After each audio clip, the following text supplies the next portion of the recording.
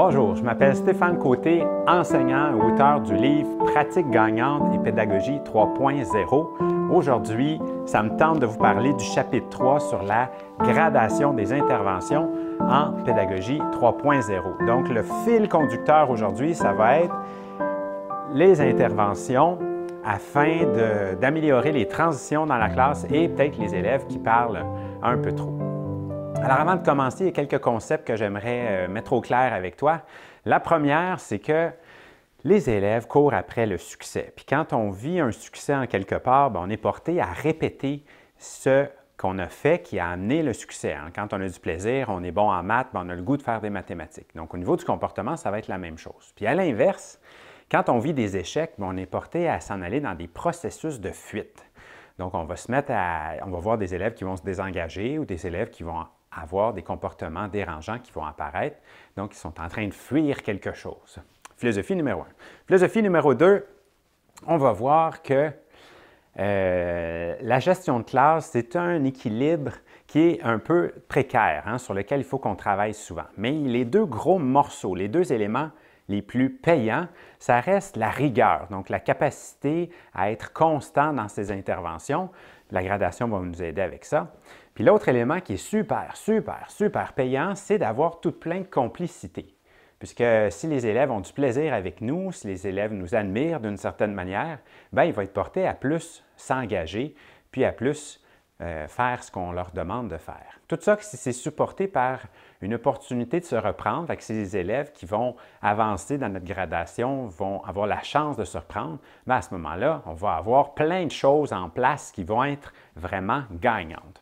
Donc, je te présente la gradation en 8 points. Avant ma gradation, j'étais porté à dire ce que je voulais voir apparaître et je me retrouvais souvent au niveau du 6, 7, 8, là, au niveau des interventions où je menaçais les élèves de certaines conséquences, je ne les appliquais pas nécessairement avec beaucoup de constance et je me sentais toujours comme à côté dans la menace de l'expulsion pour faire apparaître les comportements que je voulais. Pour vivre des succès comme enseignant, j'étais porté à introduire des systèmes d'émulation pour remettre des points aux élèves quand ils sortaient le cahier attendu ou quand ils se plaçaient en rang.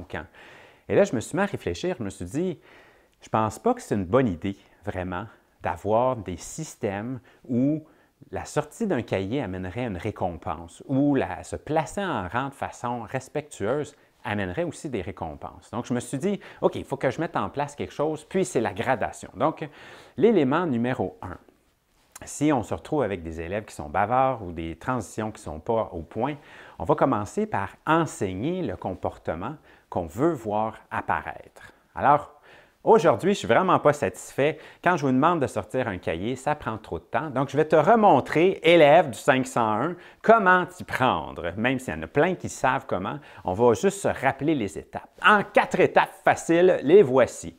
Et là, je m'en irai au pupitre d'un élève et je ferai la démonstration.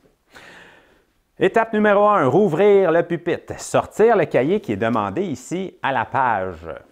Ouvrir le cahier à la page qui est demandé et faire toute cette opération-là en silence. Alors, enseigner le comportement attendu. Par la suite, on va faire répéter l'exercice. On va mettre en place des stratégies de prévention, donc qui vont faire que sans aucune intervention verbale, les élèves vont faire ce qui est demandé. Ici, je t'en présente une qui est la proximité, donc qui consiste à l'enseignant où est-ce qu'il va circuler dans la classe pendant que les élèves vont faire les étapes. Deuxième chose aussi, les élèves sont portés à plus suivre un enseignant qui est exigeant. Donc, peu importe le résultat de la première pratique, vous allez trouver quelque chose, le temps qui était trop long, le bruit de certains pupitres, puis on va remettre l'emphase là-dessus, puis on va recommencer quelques fois jusqu'à temps qu'on soit vraiment satisfait. Dans le livre Pratique gagnante et pédagogie 3.0, il y a 14 autres interventions qui se situent à cet endroit-là, c'est-à-dire des pratiques qui sont axé sur la prévention de l'apparition des comportements. Donc aujourd'hui, je vous en donne seulement un avant-goût, mais vous allez être capable de mettre ça en pratique demain dans votre classe puis voir que ça fonctionne. Alors, une fois qu'on met ça en pratique, un petit peu plus tard dans la journée, on demande de sortir un autre cahier, bien là, on va mettre en place les processus de rappel. Principalement, il y en a deux, les éléments qui sont explicites, qui vont amener un rappel de la demande qu'on avait ici, sortir les cahiers. Alors, je te demande de sortir le cahier à la page 35. Tu te rappelles les étapes. Go, c'est parti. L'enseignant circule pendant ce temps-là. Et 3, 2, 1, merci. Donc, un décompte qui est court. C'est bien important dans le temps. Et le deuxième, c'est une stratégie de reconnaissance des comportements qu'on a vu apparaître. Le 4 pour 1 est super payant. Hey, merci à Philippe, merci Jachan, Julie, puis Armel qui avait sorti votre cahier à la bonne page. Merci beaucoup. Philippe sort le cahier à la page 32, s'il vous plaît. Donc, si on veut un petit bonus avec le 4 pour 1, donc on a vu ici que j'ai mes élèves qui ont fait le comportement attendu. Donc, je vais féliciter les différents élèves. Si je veux optimiser le tout, vous avez remarqué que quand vous félicitez un élève pour un comportement, il y a un effet chain qui se produit autour de cet élève-là. Les autres vont se mettre à sortir le cahier. Alors, si vous avez un élève qui participe moins, essayez peut-être de faire vos interventions en ciblant les élèves qui sont autour. Donc, on va faire les 4 pour 1, on va féliciter 4 élèves autour de cet élève-là, puis en faisant cette pratique-là 3-4 fois, on va avoir un impact sur lui, ce qui va faire que notre 1, l'intervention plus directe, va être faite sur d'autres élèves.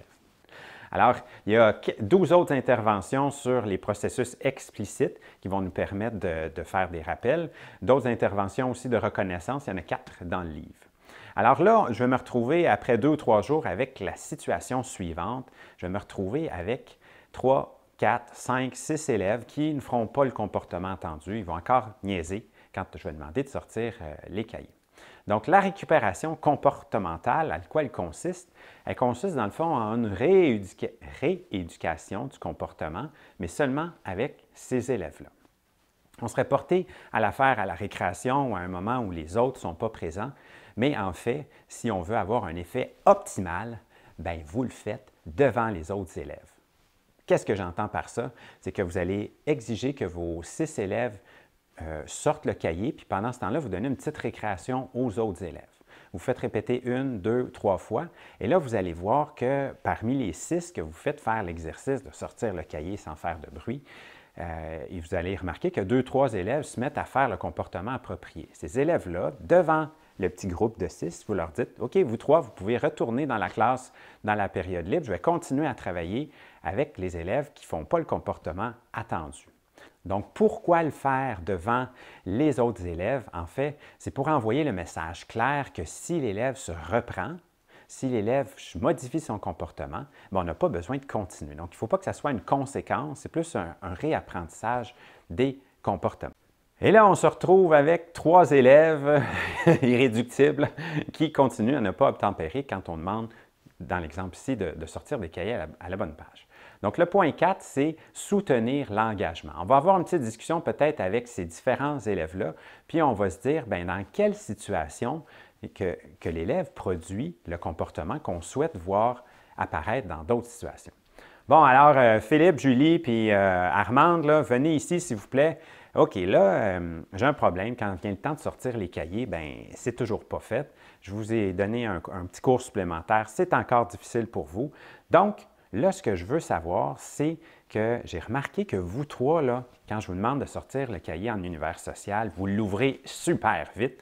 Alors ici, ce que j'essaie de faire, c'est de rappeler les succès antérieurs, donc de rappeler les endroits où l'élève était à son affaire afin qu'il le redéploie dans d'autres circonstances. Ça se peut que ça ne fonctionne toujours pas. Donc, un des 3, il va y avoir 3 éléments aussi dans le livre là, qui va parler de ces choses-là. On se retrouve encore avec 2 élèves qui refusent. Donc là, on va commencer à être un petit peu plus, pas coercitif, mais on va s'enligner vers des interventions un petit peu plus musclées. Et là, je vous suggère de mettre en place l'approche des faux choix. Les faux choix consistent en 2 fois la même option avec des enrobages plus ou moins intéressantes. Bon, là, Philippe, soit que tu me sors le cahier immédiatement ou que tu le sors à la récréation. Pourquoi les faux choix sont payants? En fait, c'est parce que lorsqu'on se fait offrir une possibilité de choix, ça l'amène un petit peu plus d'engagement auprès de l'élève pour faire le comportement plutôt qu'un ordre d'agir. L'ordre d'agir va aussi être payant, mais je peux choisir ici, je vous suggère d'essayer les faux choix. Donc là, on se retrouve encore avec deux élèves qui sont un petit peu plus difficiles. Et là, on va passer un cran plus haut, on va passer aux conséquences. Parce que là, on est sûr que le comportement, il est bien appris, on l'a répété, on leur a offert des chances, mais il faut qu'au niveau de la rigueur, que je continue d'augmenter le niveau de mes interventions. Au niveau des conséquences, la plus facile consiste à exiger de l'élève qui trouve lui-même sa propre conséquence. Donc, la prochaine fois qu'il ne va pas ouvrir le cahier à la bonne page ou suffisamment rapidement, il va devoir s'attribuer à lui-même sa propre conséquence. Donc là, Philippe et Julie, ça ne fonctionne pas. Vous venez avec moi. La sortie des cahiers ne se fait pas de façon rapide et appropriée et adéquate.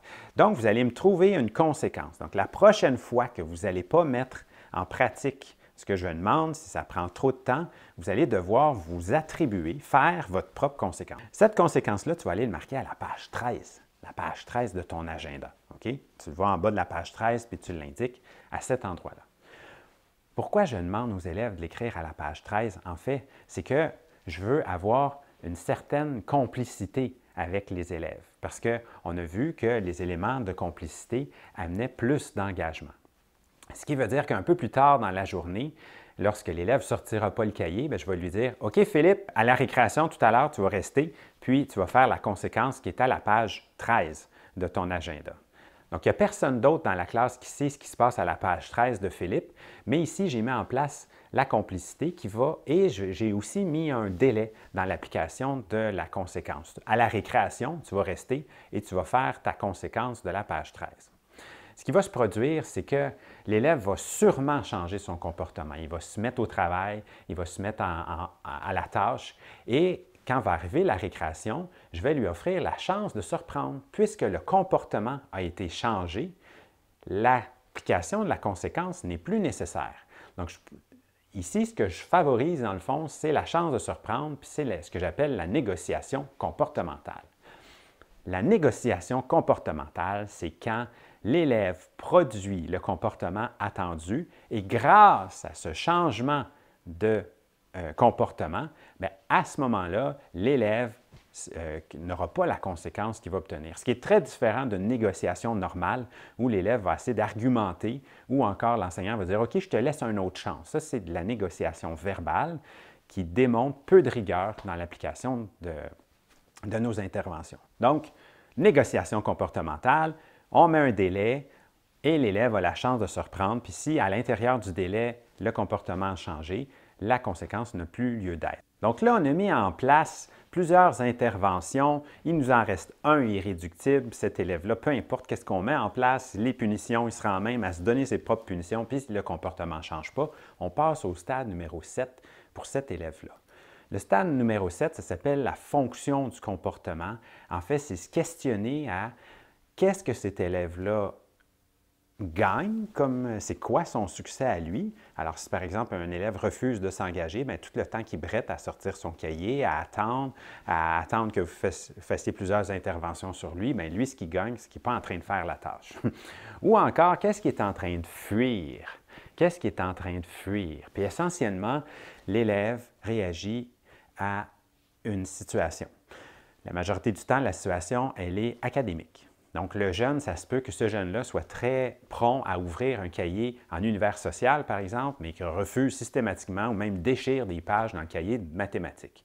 Donc, la fonction du comportement, c'est d'arriver à se demander qu'est-ce que l'élève fait et c'est quoi qu'il a derrière qui pousse à faire ces comportements-là. Si on veut corriger son comportement, la fiche de route va vraiment être ce qui est le plus payant pour ce jeune-là, qui va lui permettre, dans un premier temps, de vivre certains succès. Donc, peut-être qu'en début de journée, cet élève-là rouvre son cahier, il va avoir un verre, et à mesure qu'on va faire l'analyse, tout en étant très rigoureux dans le temps, on va commencer à être capable de montrer que le matin, il vit des succès. Félicitations, c'est le fun. Demain matin, la journée commence. Hey, tu te rappelles hier, les succès antérieurs, hein? Tu te rappelles hier, tu avais sorti ton cahier. Je m'attends à la même chose aujourd'hui. On va faire des maths. J'ai trouvé quelque chose qui va t'intéresser. C'est peut-être un peu plus sur les pirates. Puis, après ça, on enregistre les succès que l'élève a produits.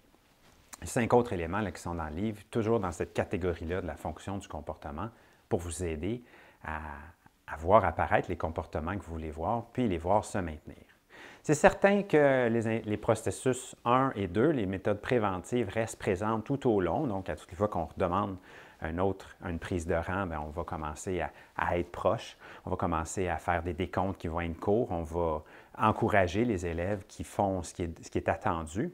Mais si jamais on se retrouve au bout du continuum, bien là arrivent les fameuses expulsions. Les expulsions, ici, dans le livre, on en parle de 6 différentes formes d'expulsion, donc une gradation aussi pour ne pas expulser un élève au mois de septembre parce qu'il a fait un comportement qui nous a surpris, mais essayer de repousser ça le plus loin possible si on va avoir un maximum d'impact. Donc, l'expulsion que je vous recommande de faire, c'est de sortir avec l'élève parce que dites-vous que le summum de cet élève-là, qui refuse de travailler, qui traverse des conséquences, puis que là, finalement, il se fait expulser, bien, il y a une petite partie de plaisir dans l'expulsion. Même si c'est terrible ce qui va y arriver, il va aller chez le TES, il va aller chez la direction, peu importe qu'est-ce qui va lui arriver, bien, il vient de vivre un succès fort, là, cet élève-là. Il s'est débarrassé vraiment de l'exercice de mathématiques, tout de moins temporairement. C'est ce qu'il pense. Alors que si vous sortez avec l'élève, donc vous organisez avec la direction, peu importe les gens qui viennent vous aider quand vous signalez une expulsion, et vous dites, la prochaine fois là, que je t'appelle, là, tu vas t'occuper des élèves, puis moi, je vais sortir avec l'élève. En faisant ça, vous envoyez un message hyper clair que le jeune est vraiment important. Le jeune qui s'attendait à ce que se débarrasser un peu de la situation voit que vous sortez et voit qu'il ne pourra plus déployer ses stratégies de fuite parce qu'il se dit, si elle m'expulse, puis en plus, elle sort avec moi, je suis vraiment pas gagnant. Donc, ce jeune-là va vous attribuer la crédibilité parce qu'il dit, elle me lâche pas, elle ou lui, c'est incroyable. Ce que vous allez faire avec cet élève-là en dehors de la classe, ce n'est pas vraiment important. Le jeune, il est peut-être en crise, il va peut-être refuser de communiquer avec vous, il va peut-être se fâcher après vous aussi, il va peut-être vous dire des mots pas gentils. Tout ça, ce n'est pas vraiment important. Vous lui répétez constamment que si vous êtes à l'extérieur avec cet élève-là, c'est parce que cet élève-là est important pour vous, puis c'est vrai que ça l'est. La dernière fois que je l'ai fait, c'était en 2012, puis ça a été hyper payant. C'était avec un jeune qui avait de multiples problèmes et il a arrêté, ça s'est passé en octobre, et il n'a plus fait aucun comportement dérangeant du reste de l'année. Même il était beaucoup plus engagé parce que c'était la première fois qu'il se faisait expulser puis que le prof se venait avec. Alors, en plus de tous ces 10 éléments-là, il y en a une myriade dans le livre, il y en a presque proche de 50 dans cette seule partie-là, puis il y en a une vingtaine éparpillées un petit peu partout. Donc, je vous encourage à mettre ça en pratique, à voir le soulagement que ça va vous occasionner parce que cette gradation-là est une espèce de baromètre. Plus vous vous situez ici dans vos interventions, plus c'est le fun, plus c'est dynamique, plus vous reconnaissez que finalement, il y a plein d'élèves qui font ce que vous demandez. Plus vous sentez acculé dans les conséquences, plus vous voyez que les élèves qui se désengagent et plus des fois ça va générer un nombre grandissant d'élèves qui sont désengagés. Fait que si vous calculez que vous êtes rendu à 6-7 élèves que vous menacez de conséquences, il est temps de recommencer et pour vous et pour eux. Avant de quitter, je vous donne un bonus. Ben oui, parce que vous avez été suffisamment attentif pour écouter jusqu'à la fin. Donc, le bonus va être un exercice de rappel qui n'exige vraiment rien de vous et qui est super le fun en plus et qui en plus va créer de la complicité avec les élèves qui se désengagent ou qui tombent dans la lune. Vous avez sûrement un TNI dans la classe et sur le TNI, il y a souvent un laser. Si vous n'avez pas, vous pouvez vous acheter un laser à chat. Et avec qu'est-ce que vous allez faire avec le laser? Et là, je capote un peu. Vous allez zapper les élèves qui sont distraits. Alors, vous avez un élève qui est distrait, vous allez envoyer le laser sur son pupitre. C'est une intervention discrète. Il y a 2 élèves qui vont vous voir faire cela, peut-être. Et l'élève qui est distrait, vous regarde dans un premier temps. Puis si ça fait trop de fois que vous le zappez, bien, jamais sur la personne, mais toujours là où ce qu'il regarde, bien là, à ce moment-là, juste le fait de voir la lumière apparaître, il va se dire « Oh, le prof me fait un rappel silencieux », puis il se remet au travail. Ça vous permet aussi, lorsque vous faites des rétroactions puis vous déplacez dans la classe, de faire un certain don d'ambiguïté, c'est-à-dire vous allez être à un endroit, puis de l'autre bout de la classe, même si l'élève est loin, vous allez quand même être en train de lui dire « Hey, reviens à la tâche, s'il vous plaît, j'ai besoin que tu sois attentif. » Je dois en zapper à peu près une trentaine par jour, et ça, c'est 30 interventions où je ne pollue pas la classe, c'est-à-dire que je ne demande pas l'attention de tout le monde pour le focusser sur un élève qui est distrait. Et ça augmente de beaucoup la complicité que vous avez avec vos élèves. C'est donc tout pour cette vidéo. Vous avez ici des outils. Il y a un document qui accompagne la vidéo qui vous permet de l'imprimer et de le mettre en pratique demain matin pour voir si ça fonctionne. Sinon, achetez le livre, c'est 50 $, c'est moins qu'un kiro, puis ça va être beaucoup plus payant sur votre bien-être dans votre classe, c'est évident. Et ajoutez-vous à la communauté et invitez aussi vos amis dans la communauté Facebook, afin qu'on soit tous plein d'enseignants qui ayons du plaisir à discuter de l'effet enseignant, comment l'optimiser, comment faire attention à nous, comment soulager notre tâche en produisant des interventions qui sont plus payantes. J'espère vous voir dans un club de lecture, dans une conférence, dans votre école ou n'importe où. Si vous croyez que ce que j'ai présenté vous intéresse vraiment beaucoup, parlez-en à d'autres personnes, puis au plaisir de vous voir sous peu.